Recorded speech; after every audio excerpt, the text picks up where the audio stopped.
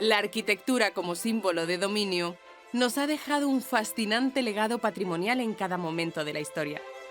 Damos un salto de 3 siglos para conocer una de las construcciones más ambiciosas que podemos encontrar. El Alcázar de Segovia, un majestuoso palacio fortificado, reflejo del esplendor de la corte durante el medievo, y una de las imágenes más icónicas de los palacios de todo el mundo. Se dice que pudo servir de inspiración para los castillos de cuentos de hadas que todos tenemos en el imaginario de nuestra infancia. Pero esta no es la única sorpresa que nos depara este palacio, porque sus muros han sido testigos de batallas, intrigas, bodas reales y sucesos asombrosos. Hola, Teresa. Hola, ¿qué tal, Lidia? Mira, qué impresionante es el Alcázar de Segovia. ¿Pero por qué se le denomina Alcázar? Bueno, alcázar es una palabra que sí que viene del árabe, alcázar, porque para los árabes significaba la fortificación. Pero curiosamente, el árabe cogió ese término del latín.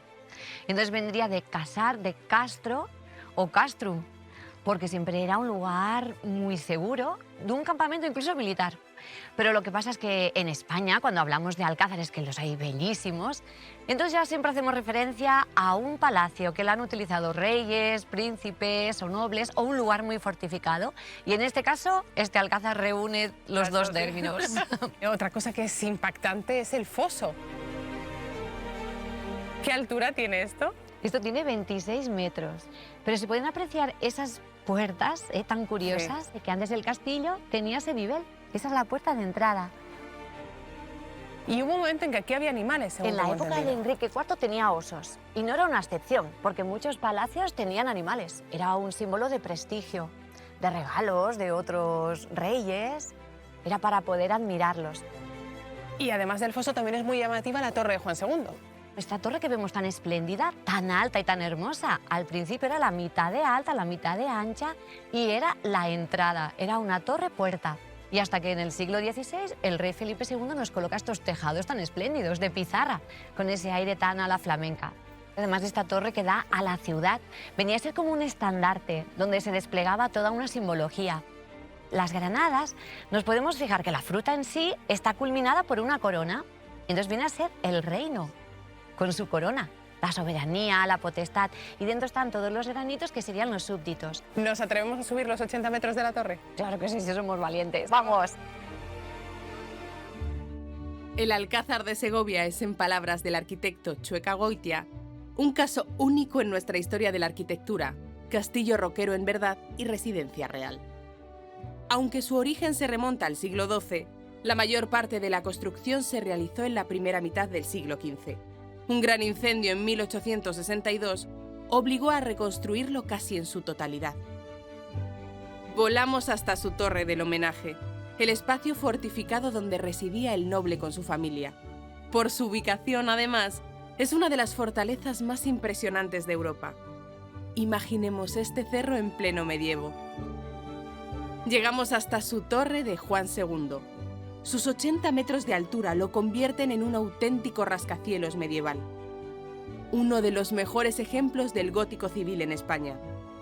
Con su terraza rematada por 12 escaragaitas, las 12 torretas que, sobresaliendo, refuerzan su aspecto imponente. La abrimos para asomarnos a sus calabozos. De hecho, el Alcázar se utilizó durante los reinados de Felipe IV y Carlos II como prisión de Estado, siendo esta su función casi en exclusiva. Esta torre es más que un elemento defensivo, la evidencia del poder que simbolizaba este Alcázar.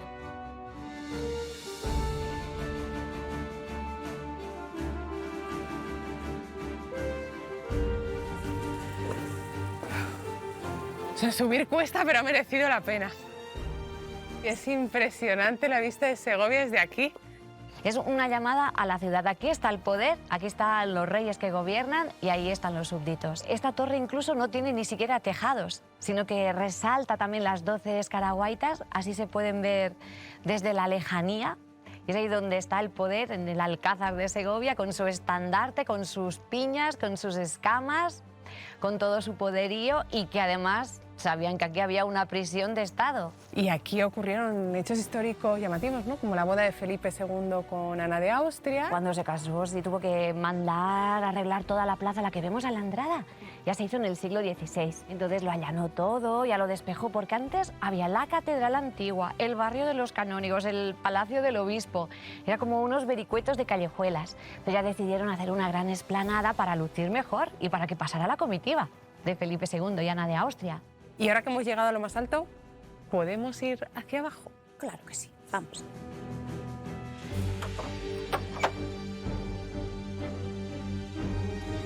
Cuanto más bajamos, más se siente el frío. Es que la roca, que es caliza, rezuma mucha humedad y mucho frío. ¿Para qué se construyeron estos sótanos? Eran indispensables para guardar los alimentos, trigo, cebada, el vino. ¿Y hay alguna puerta que nos lleve para salir del castillo en caso de asedio? Era fundamental, se llamaban poternas esas puertas que estaban siempre ocultas, pero aquí vamos a ver una perfectamente y que baja la roca 80 metros de desnivel. Ya hemos llegado al extremo de estos sótanos, de la cara norte. Tenían aquí este hueco que además visto desde el exterior se ve incomodísimo. O sea, es algo que no te puedes imaginar, que hay aquí una pequeña salida. Estaría cubierto de vegetación. Estaría cubierta de vegetación y luego la roca además tiene una pequeña pasarela muy estrechita, como un escarpe que puedes continuar. Claro, evidentemente antes estaba cubierto de vegetación y luego podías desprenderte. ¿Más o menos cuántas poternas había? Lo ideal es que tuvieras una poterna por cada lado. Una por el sur, otra por el norte y otra también por la entrada. Y ya que no vamos a escapar, continuamos la visita, salimos. Venga. Salimos por la Poterna, en el extremo de estos sótanos del Alcázar de Segovia, haciéndonos una idea de la pared vertical, de unos 80 metros, que se encuentra en la cara norte del castillo. Escondida entre la vegetación, estas puertas permitían escapar de la manera más discreta. Volvemos a estos sótanos para entender la importancia de estas salas excavadas en la roca, que servían como bodegas y despensas. Son fruto de las sucesivas ampliaciones hacia el oeste, en las que se fue ganando terreno a la roca, llegando a alcanzar una longitud de más de 60 metros. Estos sótanos, en la cara más fría del castillo, se utilizaban como fresqueras, mientras que los de la cara sur se utilizaban como cuadras o caballerizas. Nuestro escáner nos permite hacernos una idea de la situación de estos espacios de servicio dentro del complejo palaciego. Y si volvemos a colarnos, estamos en su zona noble. Descubrimos salas cargadas de historia en las que han vivido numerosos reyes desde Alfonso X el Sabio, el rey astrónomo, a Isabel la Católica.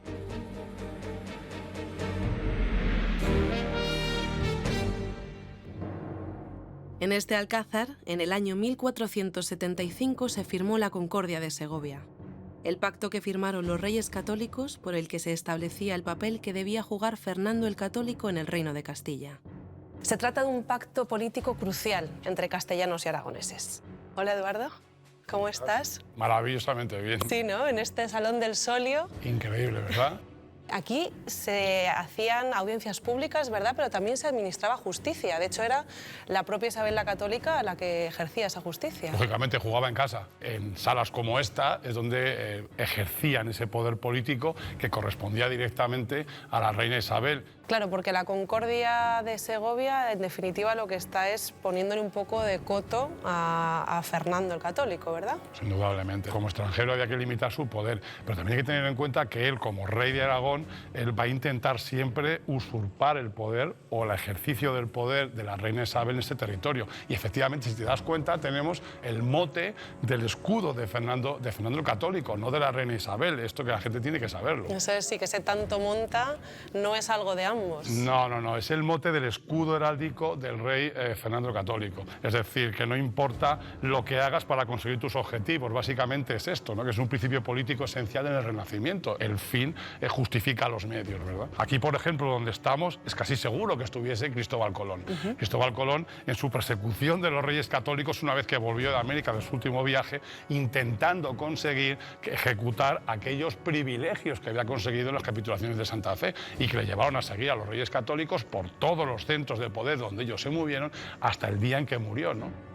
Esta cúpula que estamos viendo aquí octogonal no es la original, ¿verdad? La original se quemó en el siglo XIX y lo que tenemos ahora es una reproducción, pero del mismo autor. En efecto, una catástrofe, ¿no?, que acabó con él, sobre todo que acabó con esa idea, ¿no?, que tenía de centro mudéjar, de expresión mudéjar. Es muy importante el entender por qué hay este estilo en el Alcázar de Segovia. Yo creo que tiene que ver claramente con ese ejercicio de poder, de dominio sobre lo islámico, sobre lo musulmán. Somos superiores, lo dominamos, pero aún así admiramos estas características arquitectónicas y las tenemos presentes en nuestro palacio principal, en nuestro castillo, en este caso en el Alcázar de Segovia. Si te parece, pasamos ya a la sala de galera. Perfecto. ¿Sí? ¿Vamos por allá? Venga. Venga.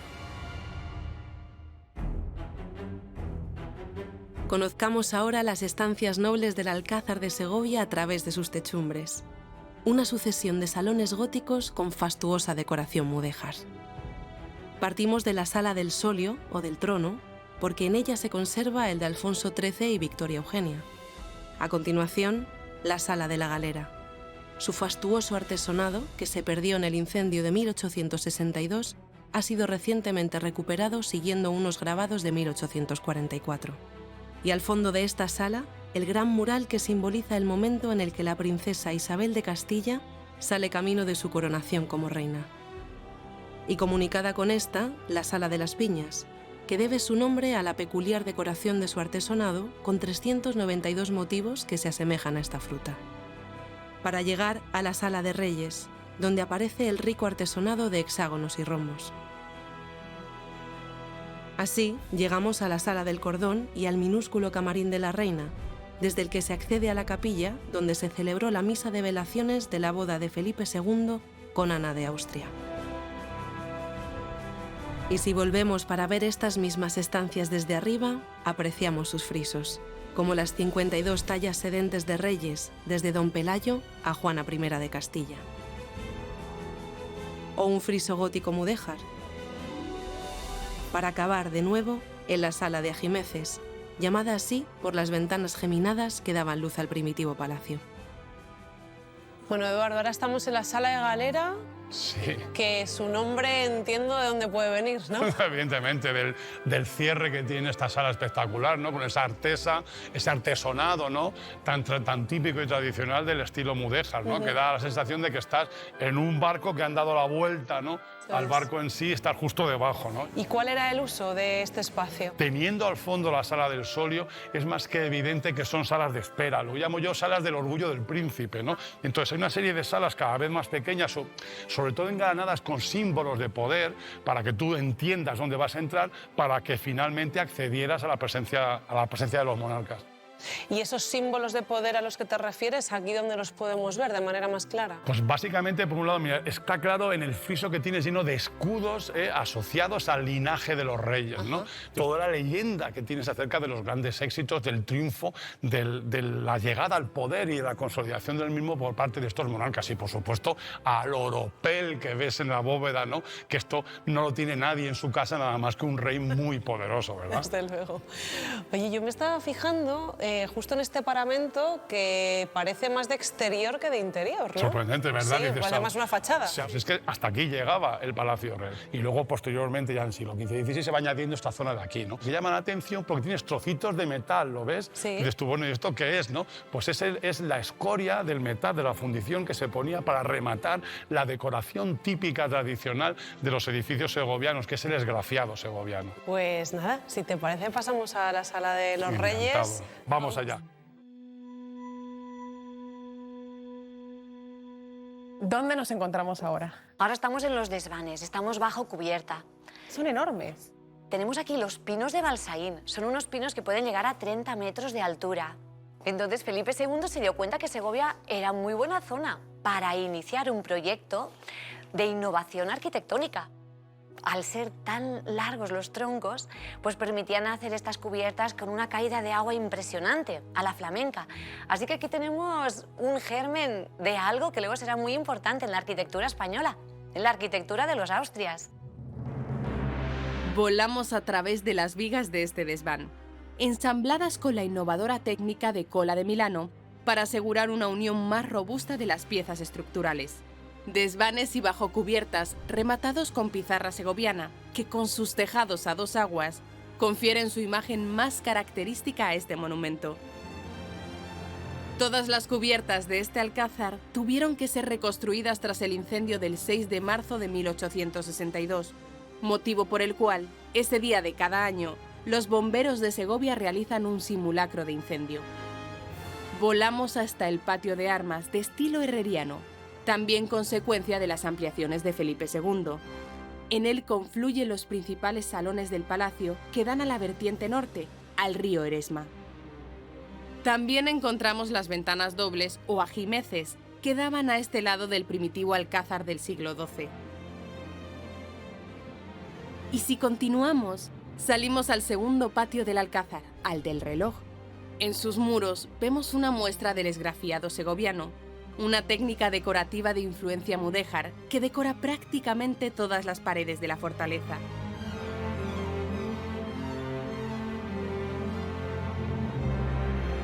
Nos elevamos para buscar la torre sobre la sala del trono, el verdadero centro de poder del palacio. Abriéndola, encontramos un ingenio arquitectónico único, el pendolón. La enorme viga vertical de más de 8 metros de longitud, cuya curiosidad es que no apoya en el suelo, sino que reparte sus cargas a las vigas horizontales. Solo así puede sostenerse el impresionante chapitel de pizarra y la estructura de vigas de madera de esta torre, una innovación constructiva que permite que en este alcázar de Segovia las cúpulas alcancen un volumen y una verticalidad excepcionales. Es imponente. Estas cúpulas, que tienen una caída de aguas impresionante, para poder soportar el empuje de las paredes con el peso de las pizarras, se ideó este sistema que, si te fijas, sería como un paraguas. Esta es una zona que evidentemente no se puede dejar que visite todo el mundo porque es un poco peligrosa, estamos en los desvanes, sitios recónditos. Muchísimas gracias, Teresa, por enseñarme estos lugares ocultos del Alcázar. Yo tengo que seguir mi ruta por los símbolos de poder. Ha sido un placer conocerlo. El placer ha sido mío.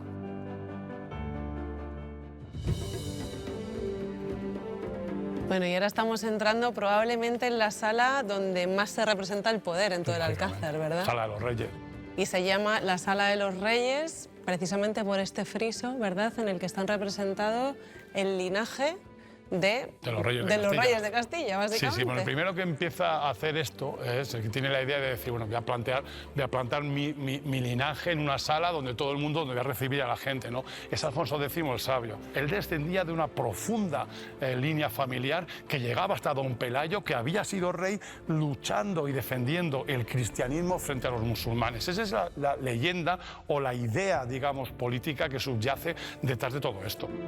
Y es Felipe II quien empieza a poner la figura de las monarcas, de las mujeres. Desmonta todas las estatuas que hay y vuelve a producir la mayoría de ellas, vuelve a ordenar producirlas e incluir a las reinas propietarias para establecer con claridad ese linaje. Es decir, que aparezcan la línea familiar y no los arrimados. Pues Eduardo, muchísimas gracias y nos vemos en otra. Seguro que sí.